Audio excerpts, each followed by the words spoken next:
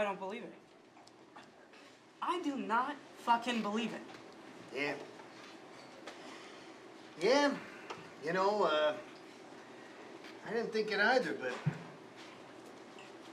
I fell 86 stories from the trade towers and lived to tell the tale. Spare me.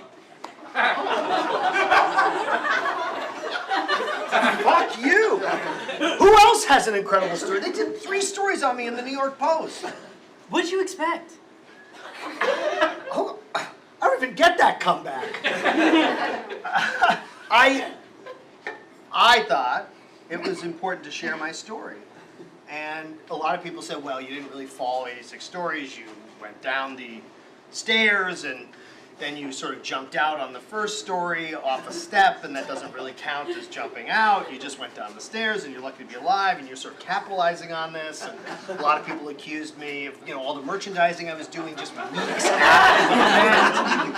But I thought I should tell you, I'm the guy who fell 86 floors, or really, you know, it's all out now, but that's a controversy about me, and I'm a public person, so I just want you to know that if we're gonna, you know, continue to be in a business relationship.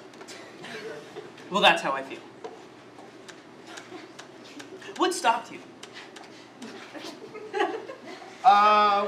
What stopped me? Well, exposure. People who knew that I had lied about falling 86 floors. You know, a lot of people outed me immediately and said, you know, that's impossible, that's physically impossible. I got confronted on CNN by Karan Brar, who dressed me down pretty vociferously. Hardball was not that much better. Matthews really took it to me, and you know, I faded into obscurity for quite a long time, and then I started this sort of Ethereum business, and you know, I figured here's a time to break out, do AI and Ethereum, and you know, use in a sarcastic, like in a fun way, because like, aren't we in a world now where like you lied and you fucked up, but now you come back out and you're like, hey, I'm a liar, it's fun. And so then people kind of buy into that because they're like, hey, he's honest about being liar. And so an honest liar, like a person who's honest about their untruths is trustworthy because they told the truth about the lie they maintained. Okay, so, and later when you realized it wasn't a fling. A fling with the truth. You're right, that's true. I realized that there was an opportunity for me to be more honest. So you just kept lying? Yes. Yeah. If we're going to do full disclosure at our coffee meeting, which I don't know why we have to do these once a week. Like, we could just do it online. I don't know why we're meeting in person. You know, COVID's like really rampant right now, and I prefer not to be out in public in front of a bunch of fucking people. Okay, you know what? Each week I come to New York. Yes. And we have lunch. Yes. And I ask you always how Louise is, and you always say, oh, fine. Okay, so here's the thing with Louise. I never met her in person, okay? We only met online, so I didn't realize that Louise was really a Kazakhstani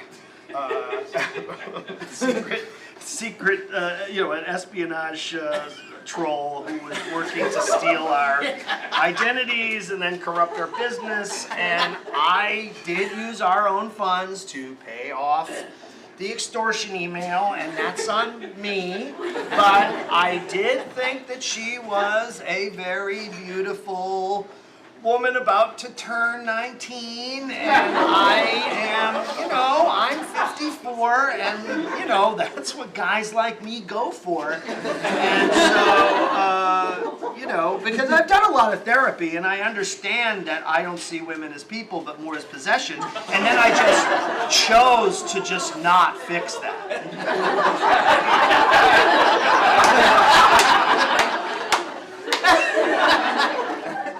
Until today, when you announce that you and she aren't together anymore. Yep, I made a public announcement because I didn't want our investors to pull out, because then we would be completely fucked, because we have all our money in NFTs, which are worth shit, because those were just money laundering scams by Bitcoin and Ethereum whales to turn their money into tangible funds. That's too bad, I say. When did it happen, I say, and you say... I say, what are you, fucking Popeye? I guess that's more like a Yosemite Sam, isn't it? I got my cartoons mixed up. Why are we getting so fucking serious? Say it! Say it so I know I heard it right. Okay, I got involved with a person who was manipulating me through email and scammed me out of the Ethereum, which is our scam that we're running, that for some reason you come in from Connecticut to New York once a week to have a coffee with me, to scream at me about what is clearly a scam business. The two of us are not good people. We're not good people. Okay? I'm gonna try to run and gun, get out of this little bit of scratch, and then move on to the next fucking thing, man. What did you think this was? Some moral crusade? 13? Hey, man. Hey, man. I told you that in fucking public. You want me to fucking rip your fucking throat out? You don't ever tell anybody that shit. I burned the fucking hard drives.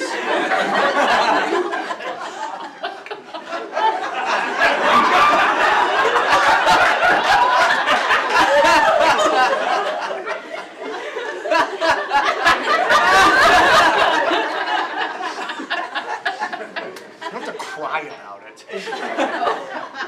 Ari, if this is a joke, No.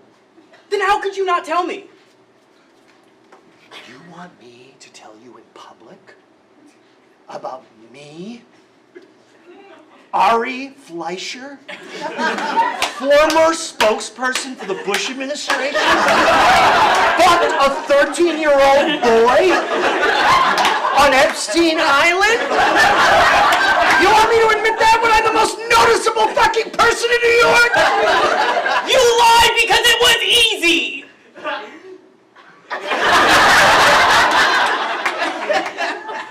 Bullshit! Bullshit to you!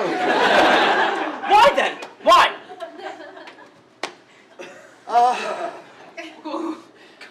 We've never had this deep a conversation. Ari, please, I think that probably I was raised in a very conservative Jewish household. Jesus Christ. It was very repressive for me. I internalized a lot of misogyny. I saw power through politics and gamesmanship.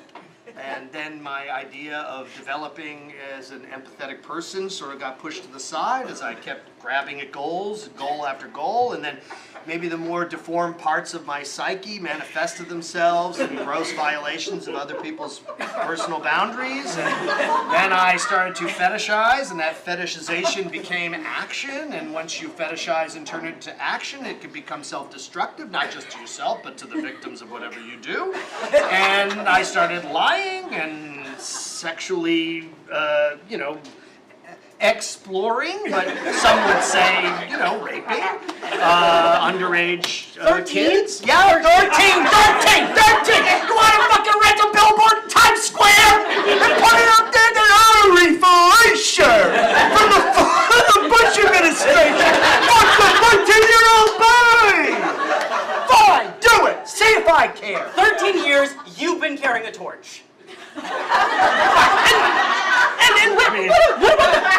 you want to call it that. What about the Christmas card with both of your signatures on it? Okay, that was a bad idea, but that was his idea. And at the time, I went, well, I really want to get this kid in bed, so I said, sure, we can write Christmas cards to friends and family if you really want to. Yeah, I get the picture, okay? And that's why when I phoned, I always got you. Yeah, I wasn't gonna let the 13-year-old boy that lived in my house answer the phone and say, Fleischer residence.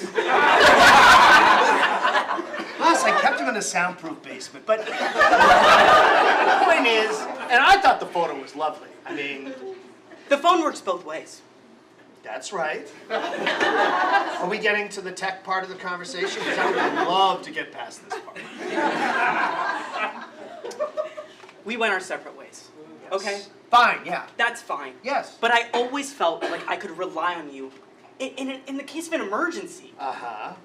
Okay. And this wasn't an emergency? Your wife walking out on you wasn't an emergency? Oh, yeah, I mean, it's an emergency for me. And yeah, I meant an emergency like if our crypto account got locked and I needed this code from you, or an emergency like we need to leave the country because they've discovered that me, Ari Fleischer, turns out that I was an underage sex perv and I need to escape immediately to a country that doesn't have extradition rights, like Israel.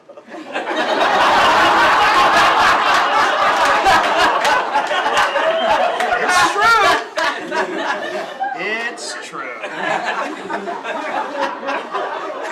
So anyway, you know, I'm sorry that I didn't phone you up the minute that my wife found out that I was a sick fuck. Left me and threatened divorce, and thank God I got some shit on her so she's not gonna be able to fuck me in public.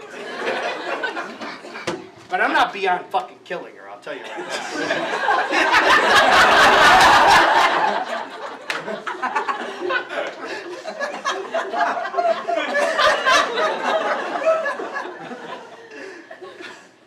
Why'd she leave? You gotta work on your listening. But no, I do get what you're saying. We kind of had an agreement, and it was not as if she didn't know what I was doing, what she was doing, but I think mostly it was, You guess? I guess? Yeah, I guess that it was